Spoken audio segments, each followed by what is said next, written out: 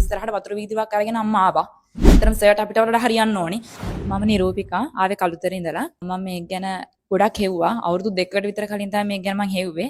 හැබැයි මම මුලින්ම ස්කෑම් එකකට අහු වුණා. අවුරුදු 18න් රටකට ගියා ජෝර්දානේ. මම පැකින් රෙකෝඩර් විදිහට ගාමන්ට් ෆැක්ටරි එකක වැඩ කරා. ඒකෙන් හොයපු සල්ලි අරගෙන ලංකාවට මම ආවා. ඇවිල්ලා ස්කෑම් එකට මගේ ලක්ෂ 10ක් මම දාලා ඒ 10 මට මේක නැති වුණා.